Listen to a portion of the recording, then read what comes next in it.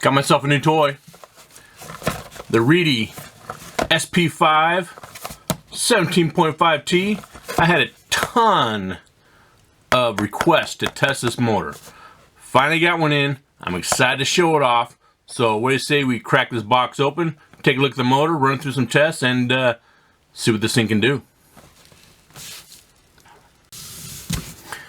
Alright everybody, welcome to What Up Clay, the channel we talk about anything and everything, how to fix it, build it, maintain it, and product review. Today's product review, like I mentioned, I'm going to do a review on the Reedy SP5 17.5T brushless motor. A lot of people are running this motor, racing it. They want to know especially how it compares to the Trinity slot machine motors, since those got taken off the Rotor legal list. But yeah, by looking at this here, it's very well machined. It's a very fancy motor. A lot of nice cutouts and shiny bling bling. Now, does that add to the performance? Nope.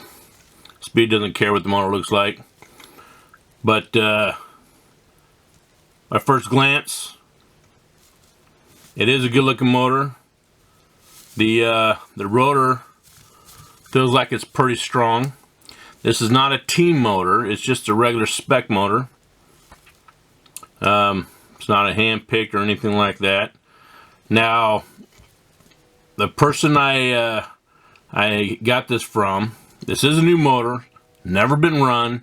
I looked at the screw holes, make sure that there's never been any screws put in. There's no marks on the flat spot right here on the shaft where they tighten down a gear or anything like that. They did tin the tabs, so there is a little bit of solder on it. So you look at, there's a slight bit, which is normal. A lot of people, when they first get a motor, they'll tin the tabs to prep it for soldering wires on it. But you could tell there hasn't been any wire solder to it. You could tell by the way it looks. Yeah, it's pretty clean. Pretty clean. Looks pretty good. So what do you say we throw this bad boy on the tunalizer, and then when we get done with the tunalizer and we tune it, see what this thing can do in stock form, we'll get it tuned to the sweet spot on the timing, and then record those numbers, and then we'll open it up, we'll shim it and stuff like that, see if we can get a little bit more performance out of it while we have it apart. I want to measure the rotor strength on the Rotor Master by WMH Racing. And then we're going to check the torque on this thing by using the Load Master from WMH Racing. And again, we'll put it back on the tunalizer and do all the testing on that. So let's go ahead and take this thing apart and learn something. Alright, first thing we're going to do, we're going to run this thing on the tunalizer. We're going to check where the factory timing is set at. Snap the thing into place. And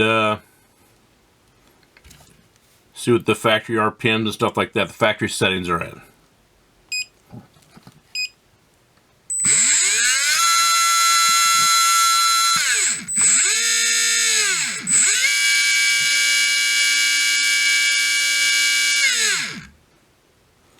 Okay, so we have the current is 3.21. The kV is 2682. And let's see, we have 37.1.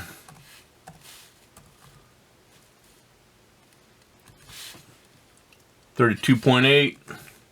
Sorry, I'm just putting all this stuff into the computer so we can see what we're running at. And 34.3. Okay, let's see if the okay, end bell deviation 1.5, rotor symmetry is 0.4, and then you have Hall deviation. Hall signal deviation is 2.4. The Hall deviation is 2.4. I mean, that's still considered low, but by today's standard of motors, I would say it is not considered low. Many motors out there that I've tested are they're no more than 2. But again, once we shim it and stuff like that, that right there, I'm sure will end up going down. So, all right, let's go ahead and adjust the timing on this thing and see if we can find that sweet spot on it. All right, so I have the timing on this thing adjusted. Now, I will say this: what I don't like already is the marking to see. So here's the timing points right here, and the line to tell you where the timing is at. It's so stinking small. I mean, unless you have perfect eyesight, it's hard to see. So that's one thing I don't like. I wish I had something on there that's a little bit more, an arrow that stood out a little bit better. So guys like me, you don't have to put your glasses on to find out where it's set. But right now it's set, I don't know if you see it there, but it is set almost dead on at 40 degrees on the markings, according to the markings. But let's find out to see how accurate it is right here. Also, I forgot to run I had the camera off when I ran the RPMs. The RPMs on the last setting was at 34.7 degrees. The RPMs were about 21,000 or 20,120. But so, which is pretty good. It's about in the ballpark with these things. So let's go ahead and take a look and see what this thing can do now. With this, like I said, right now it's about 40 degrees.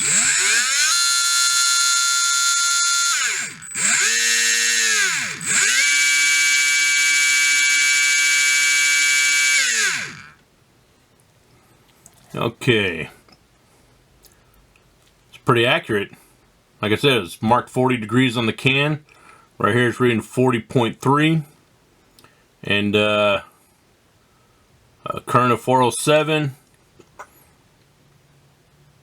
Let's see, KV is 2758, 42.8. Okay, let's see what the 1.6, 0.4, and 2.3. All right, now let's go ahead and check the RPMs on it.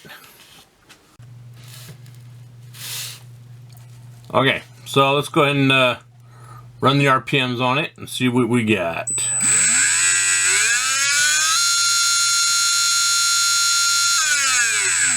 So it's about 20,720. We went up about 600 RPMs. It's not a whole lot, going up a whole degree in timing, but let's see here. What do we got? We went up 5 degrees in timing, and we only went up 700 RPMs. Well, maybe it's just going to be a very torquey motor. We'll get to that. Let's go ahead and turn the timing up on it and see what else we can get out of it. Okay, I have it turned up about 5 degrees. Let's see what we did with that.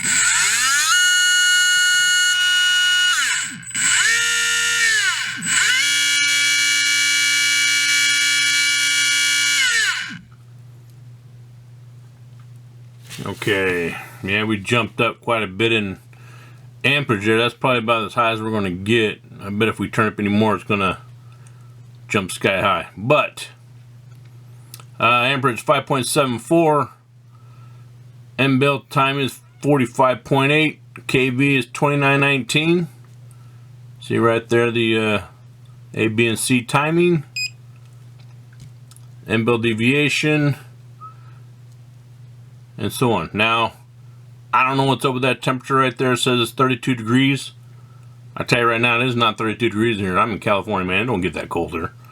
Anyways, something's going on with that. Don't know what it is. Probably something with my cable here or something. But anyways, I noticed that in the last time around. But scratch off the temperature.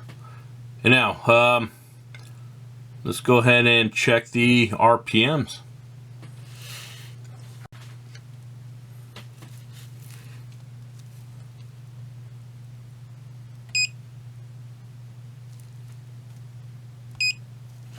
All right.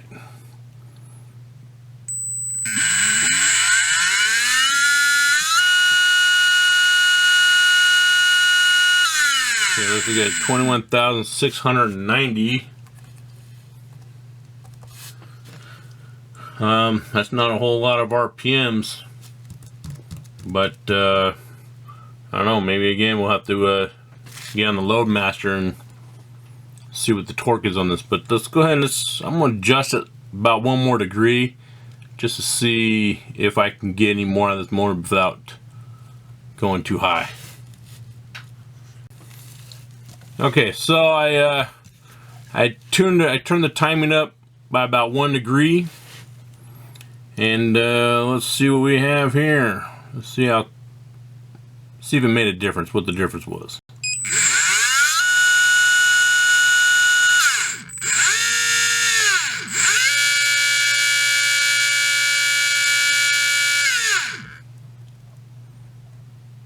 Oh wow, yeah, it was a big jump. It was at 5.74, jumped to 6.15. The KV didn't change a whole lot. It was 29.19, so went up a little bit there, but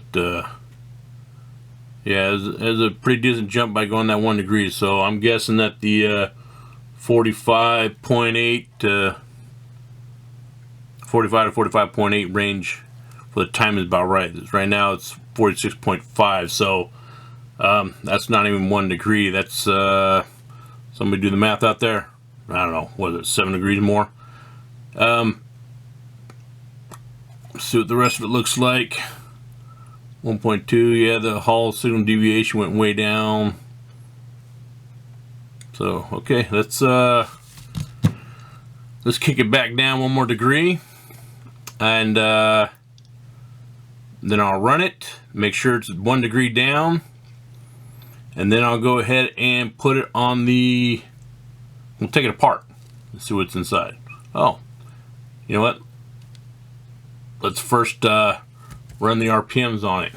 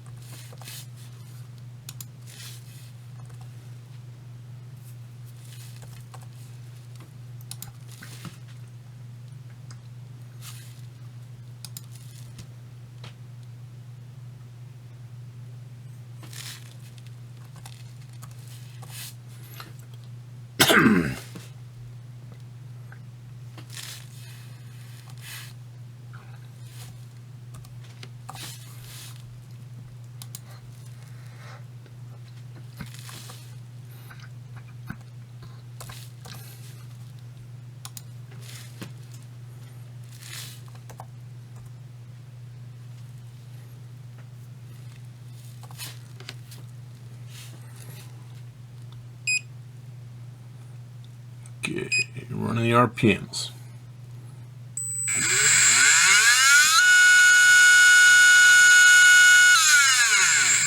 $21,850.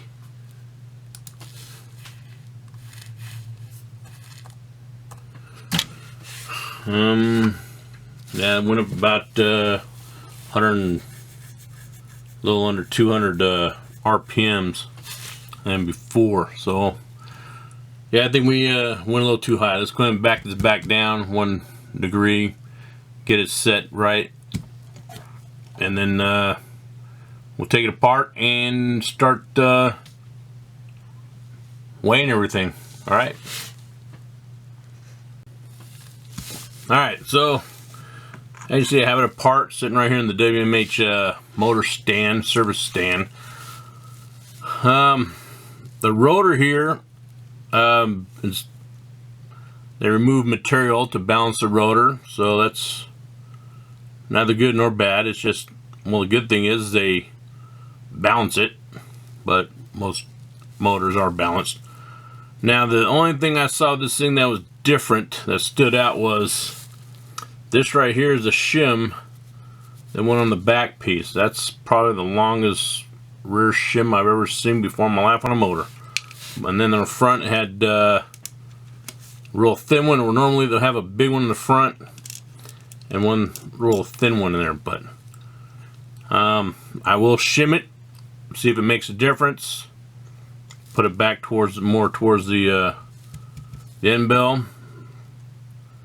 Just see if it makes a difference on the power or RPMs or anything like that. So one thing, you don't want it to be too far back, because the stator won't line up right with the rotor magnets inside, and it can mess up torque that way. So you have to be kind of careful when you do that.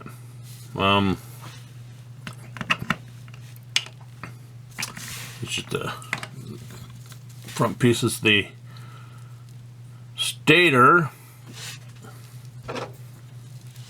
Bust out my flashlight here so I can see in there better.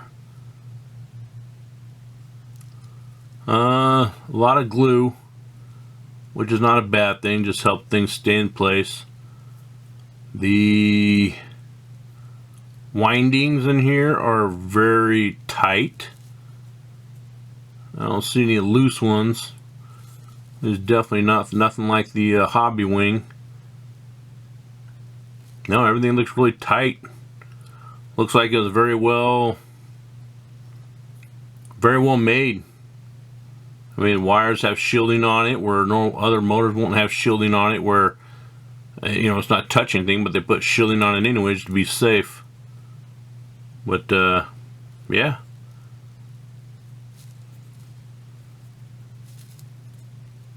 Good machining work, good engineering on this. I like it. Looks like it has a standard size stator. Doesn't have the big fat one like the Surpass does. Alright. So let's go ahead and put the rotor on the Rotor Master and see how strong this rotor is. My guess is it's going to be a pretty strong motor. It feels like it's a pretty strong rotor, so check it out. And also, if you're wondering, the rotor number on this thing is 27483. It is the S12.5 by 25.8. So, all right, let's go ahead and put this thing on the Rotor Master and measure this thing. Okay, I got this thing on here. Now you guys remember how this thing works. You move this thing back and forth, move the rotor back and forth until the top number and the bottom number are pretty much within the same range. If it's 100 off and 100 gauss off on the top versus the bottom, it does not make that big of a difference. There's no change from the middle. The middle one number is what you're actually going to be reading in strength. So like I said, if you're 100 off in those, the one in the middle, it doesn't change, but you know, it's good to try to be as close as you can. So I will move it around, try to get as close as I can.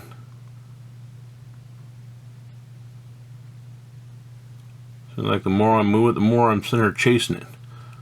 Alright, so right about there.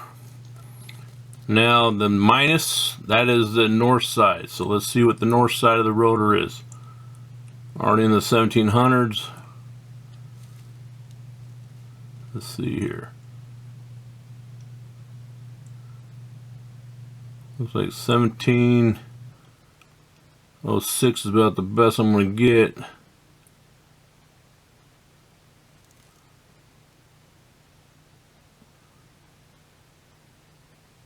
Nope, 17, 26, 40. Oh, going up, what?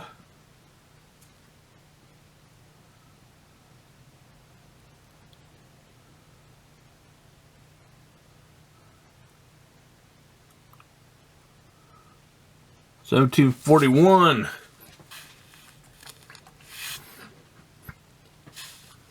1741 will be the highest on the north side. Well, that side's not more powerful than the Surpass. Surpass is actually the strongest rotor I've measured yet. They're up there in the 1770s, 1760s. So let's go ahead and do the south side. South side will not have the minus. Ooh, these are going up higher. Ooh, 1772. What? Let's see if we can get that. Bring that 1772 back. Or is it just because I'm pushing on it? Might be because I put too much weight on the top of it. Because if I add weight to it, see how it changes? So you have to be careful. 1769. Looks like 1767 is going to be about the highest. Yeah, 1767. Still pretty high. It's higher than the, it's probably the second half I've seen so far with the non-certified motors. It's higher than the slot machine, non-certified. So, alright. So if you did the average on that one would be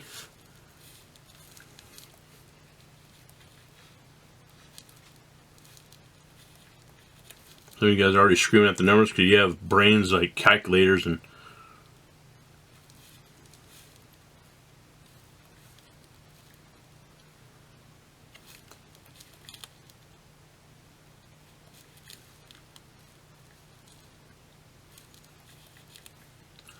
sorry, I entered the numbers wrong.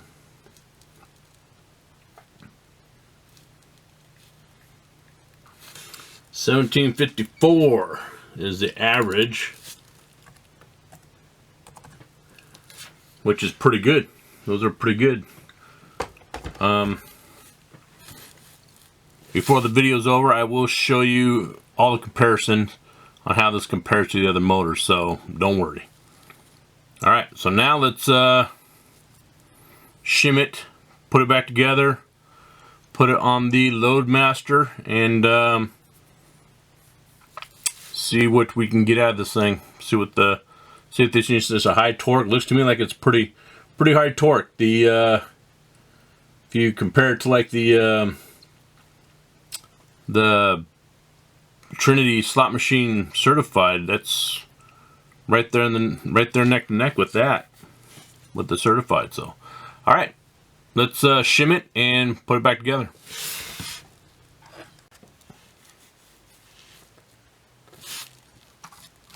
Okay, so I shimmed it and I played around with it, shimming it. It didn't really change anything, so I went ahead and put it back to where it was from the factory. The only thing is I did get a little bit more RPMs out of shimming it, but then the current shot up higher. So it's drawn more current, and yeah, the KVs weren't as good, but yeah. Anyhow, I put it back the way it was, and so let's go ahead and see what it is without a load on it, and then after this we'll put it on the Loadmaster, put a load on it, and see how the torque is. So let's see where it's at now.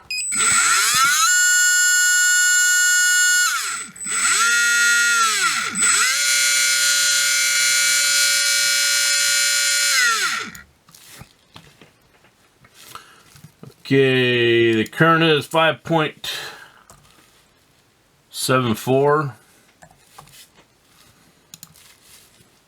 kV is 2943.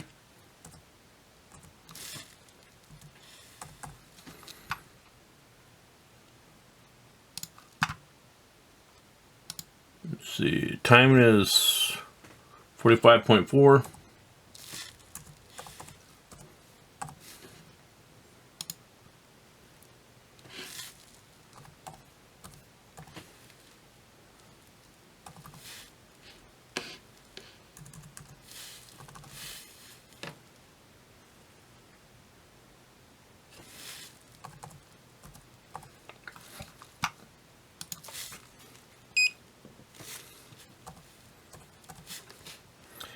Look at the end bell deviation. Whatever I did, it got like a hair better. Rotor symmetry. And let's see, 2.1 on the Hall deviation. Now, the temperature sensor in this thing is bad. Something's wrong inside this motor. I hooked up another motor to this, and it read an actual temperature, what the temperature is inside this room, which is about 70 degrees. And that's what it read. So, yeah, there's something going on in this motor. Temperature's not reading right. Don't know. So, all right, so let's go ahead and put this. Oh, let's check the RPMs. Yes.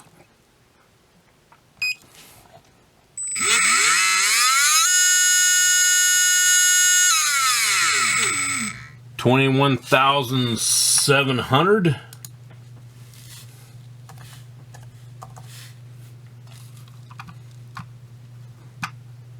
Okay, so all right, time for the load master. Put the sucker on the load. So for putting on a load, I'm going to use the same motor I use with all my other motors. Like I said, I like to test everything apples to apples. This is the Surpass V6. This is the lightweight one. Has the thinner stator. So, all right, let's slap it in and get everything set up. Okay, I got it set up to the Surpass lightweight 17.5T motor, the slave motor, and this one over here. This is the Reedy SP5.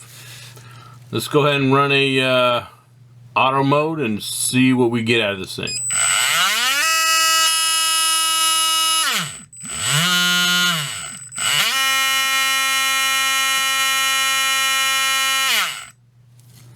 Yeah, sure is a lot of vibration on that thing.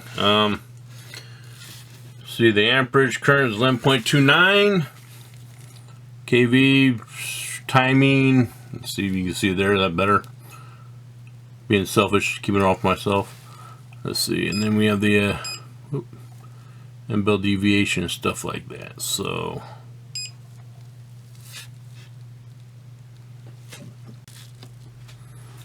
Okay, let's go ahead and let's run the manual mode, see what the RPMs on this thing.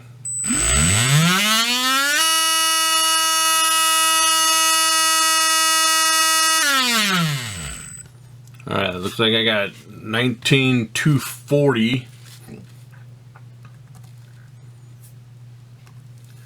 19,240 RPMs was pretty much the highest point that I got. So, alright. Let's go ahead and I have all the numbers in the computer now. Let's go ahead and look at the numbers and see how this right here, this motor here, compares to the other motors I've had in the past, or the other motors I've tested in the past.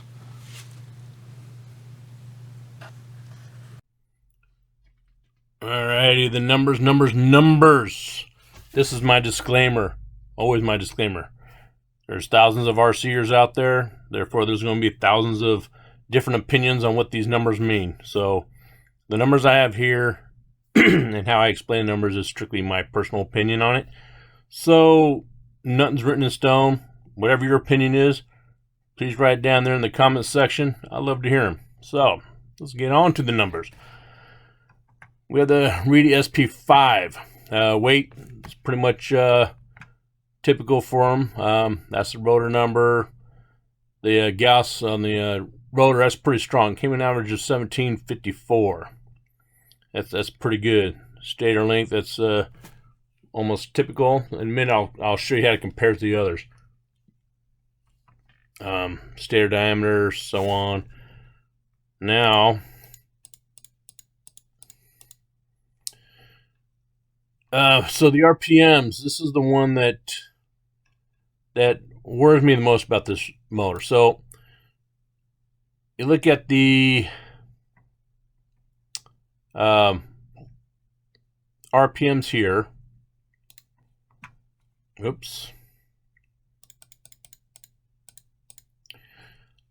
You look at the RPMs, the kVs, and the amperage. So what we found out was pretty much the right spot would be about 45.4 degrees. That gives an RPM rating of 21,700. Now, if you look here, when I had it up to 46.5 and went to 6.15, that was the amp draw. So it's about 3/4 of an amp, or half an amp, and it only went up 1 degree. So that's a pretty big jump in amp draw from 1 degree. When you see all the other ones, you're going 5 degrees, and you're only getting a change of 1 amp. And right here we go 1 degree, and right here you go 1 degree, and you're getting a change of almost a half amp.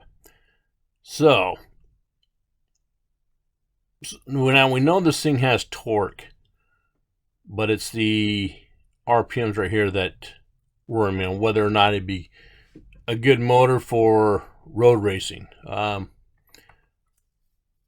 That's on you. So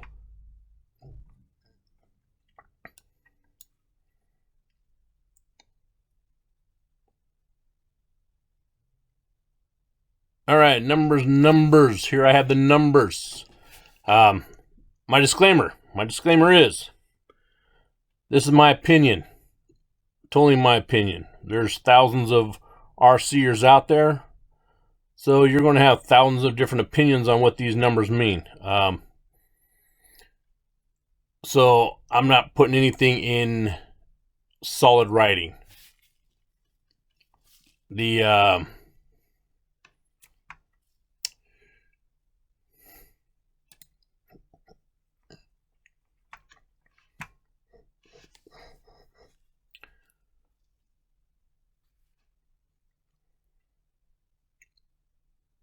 numbers, here are the numbers. So the here's my disclaimer also. My disclaimer is, there's thousands of RCers out there, RC racers out there, therefore you're going to get thousands of different opinions on what these numbers mean and how to calculate on how the motor is going to perform. So what I come up with, this is strictly my personal opinion on what these numbers mean, and my experience in working with different motors and seeing how they operate out there on the road, on the tracks, and what other racers are telling me. So again, this is my opinion. If you have a different opinion, by all means, put it in my comment section down there, and we'd love to hear them. So let's get on the numbers right here. Reedy SP5 motor weight. It's actually 5.1. I don't know what happened to it. It got deleted. I'll have to put that back in, but it is 5.1. Gauss, that is pretty strong. 1754. That's one of the higher Gauss readings that I read out of almost a half a dozen motors that I've tested. Stator, these right here are all pretty much right there. The stator IR, I don't have an IR tester, so I took this number right here from what roarracing.com did on their test when they tested the IR on these. So that's where that IR is coming from. Diameter. So let's see, let's go to the other numbers over here. The current draws, you see I sit here tuning it, and right here's the timing that I tuned it at. So I ended up with 45.4 current draw of 5.74. So it's about 0.4 amps different from going from almost 1 degree. So you go 1 degree, there's a 0.4, almost a half amp. So to give you an idea, if you look at the other numbers here, going 5 degree jumps, you'll see that the amperage only changed about 2 amps. Right here is just under 2 amps, but darn near just under 2 amps there, just under 2 amps there. So it's almost 2 amps each one. This one right here went up half a degree and it jumped a half an amp. So all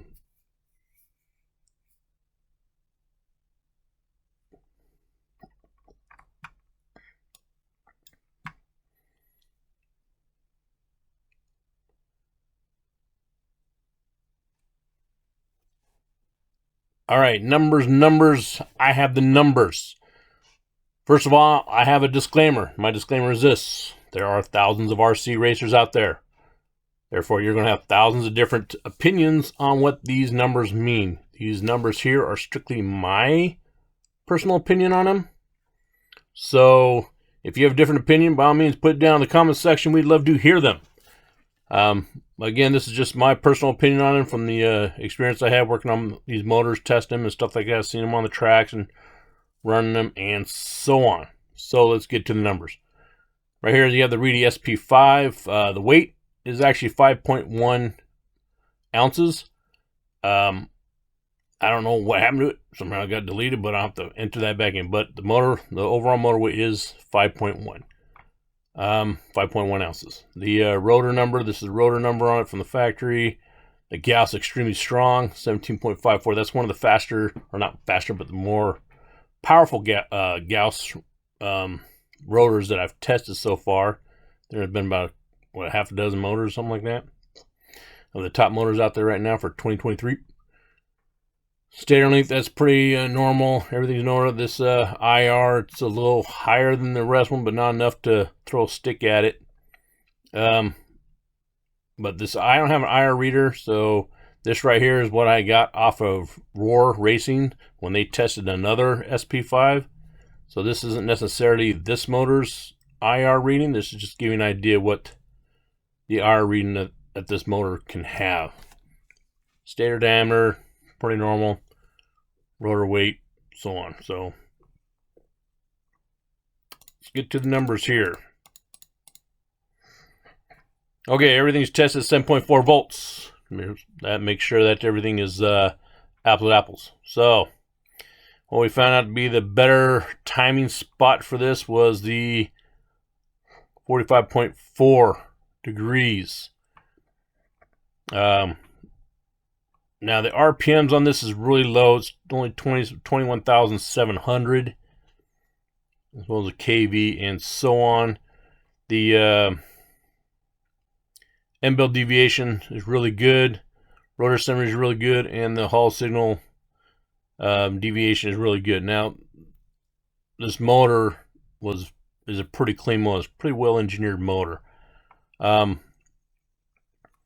Looking at the load test here, if you look at the final numbers, it had a under load, it increased approximately, had an increase of about 5.55 amps, which is actually pretty good. That's not a very big amp draw. It's one of the lower ones. That's why I have it red, because that's probably the lowest amp draw I had under load.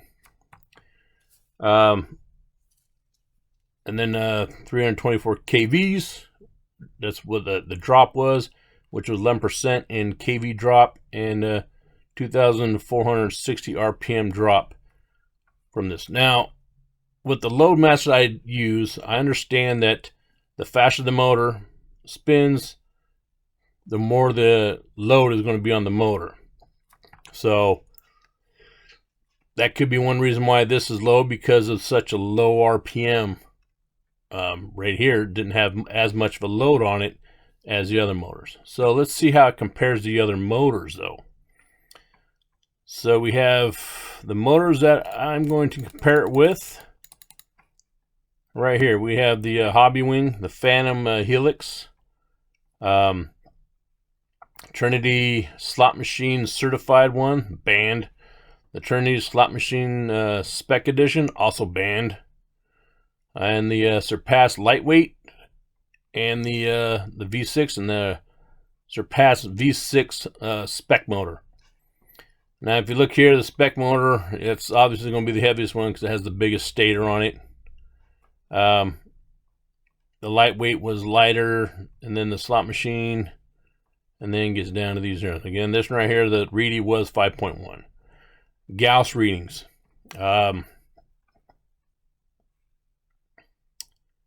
If we go up to the,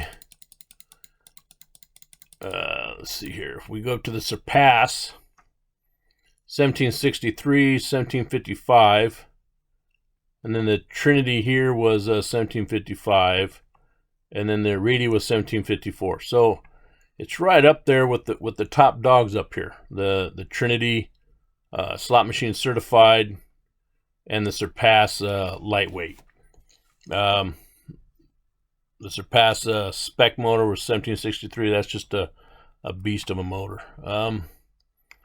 Right here, stator length, like I was saying, it's pretty much on par with all the other ones. IR reading, being at 3605, I mean, it is a little bit hair higher than the rest of them. Like, this is the close one, 36, but like I said, it's not enough to even judge it. But diameter and everything else is pretty much the same of the stator. The only one that has the biggest stator is the Surpass. So let's get to the real stuff here. Now, if you look at the RPM ratings, if you look at the Surpass spec mode, it's 23,400. Under load, it was 20,800. And then you have 20,700, 21,700. And then you look at the down here at the Reedy, it's 19,240. So how would it compare to the other ones? Well, you're looking at over 1,000, about 1,000 RPM difference. 20,800 versus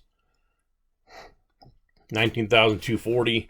So I mean, it's over 1,000 RPM difference. The amperage difference, I mean, it's a low amperage draw, but it is a slower motor. The KV at 324 is a lot bigger KV drop than the Surpass motors. And then the RPMs, it didn't drop in RPMs as much as the other one. It was 24,600 versus 24,000. That's for the Trinity stock spec motor. And then these right here are the two Surpass motors. So yeah, those are the numbers there. It definitely shows that this is a torquey motor. And it does show that it would be a competitive motor out there. I would say on dirt tracks, street tracks, it'd be kind of hard. But anyway, let's go back and I'll give you my final thoughts on this motor.